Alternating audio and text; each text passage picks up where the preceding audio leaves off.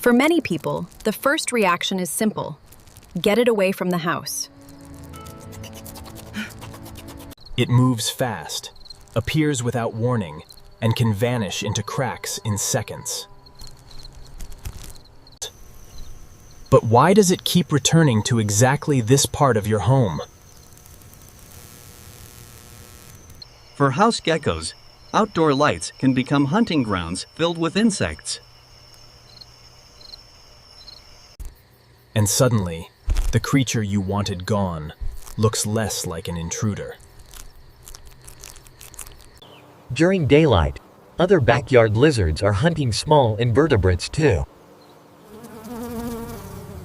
But house lizard does not mean one species, or one set of rules.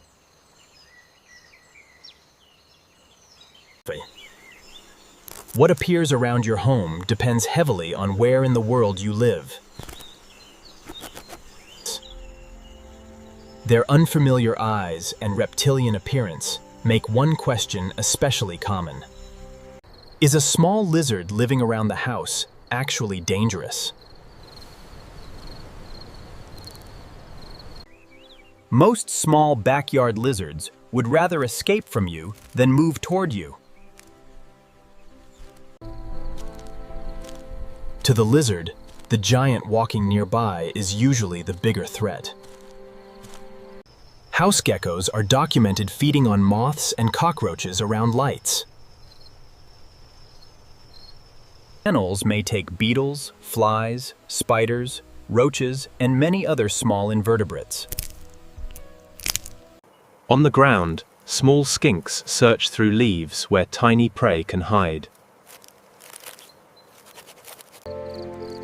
Your yard is not empty space. It is a miniature food web around your home. And wherever small prey gathers, something eventually learns how to hunt it.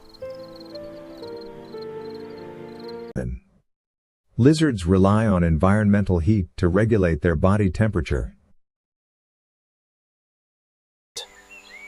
That is why a fence, stone wall, or sunny ledge can become valuable real estate. But when daylight fades, an entirely different hunter begins its shift. Many house geckos are nocturnal and become active after sunset. Its oversized eyes make much more sense when you see when it hunts. Some house-adapted lizards shelter in small gaps around human structures. So seeing one near a house does not automatically mean it wants to live inside. Green anoles, by contrast, are daytime hunters commonly seen in gardens and suburban habitats. One yard can support hunters working completely different hours.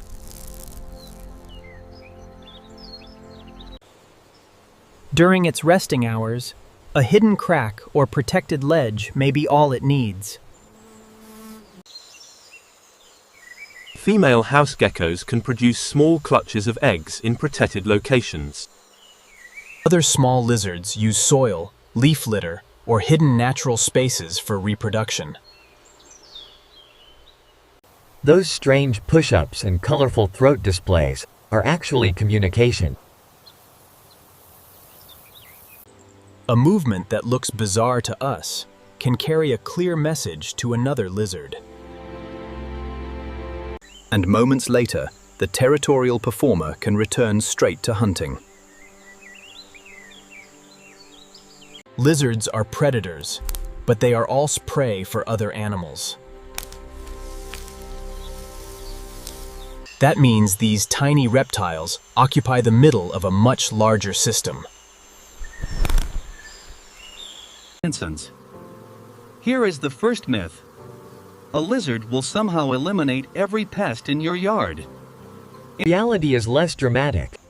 They are opportunistic predators eating many kinds of small prey. They can contribute to natural predation without magically making a property pest-free. Still, Every insect removed is one less individual moving through that tiny hunting zone. Sometimes helping simply means being patient, exactly where the insects keep arriving.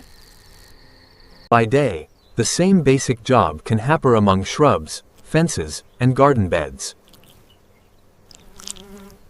Most of this happens without the homeowner ever realizing it.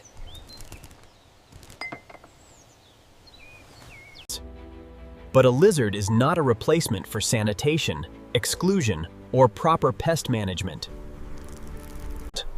The second myth is more important. If it is small, it must be safe to handle. Even small lizards may bite defensively when captured or restrained.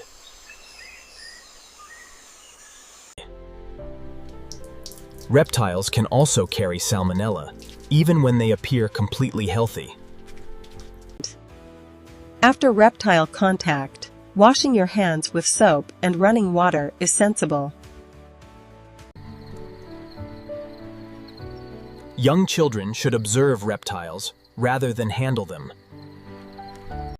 And in parts of the American Southwest, one regional exception demands real respect. Gila monsters are venomous, and national park guidance is clear. Do not handle them.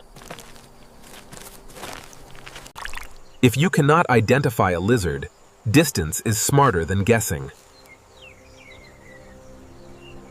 There is another complication. A helpful insect hunter can still be non-native. In Florida, introduced brown anoles can alter how native green anoles use habitat. So useful to me and good for the local ecosystem are not always identical. Now comes one of the strangest defenses many lizards possess. They can release their tail. The moving tail distracts a predator while the lizard uses those seconds to escape.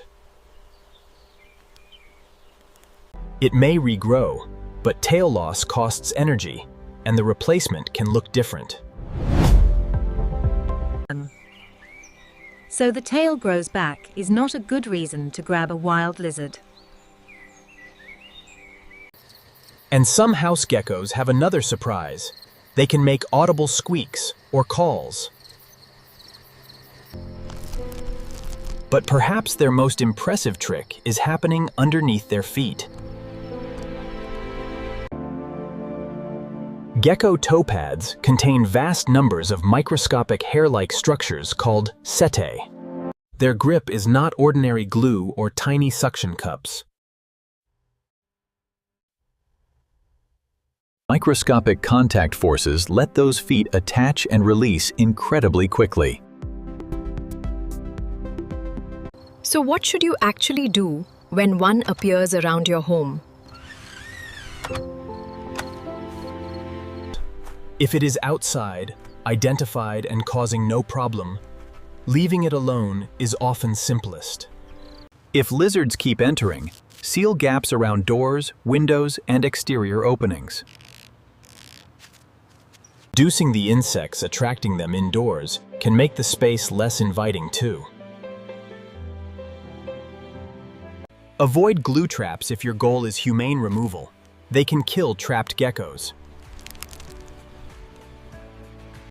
For large, unidentified, protected, or potentially dangerous species, contact local wildlife experts. Now return to that tiny hunter sitting beside your porch light. It is not watching you. Its attention is fixed on something much smaller.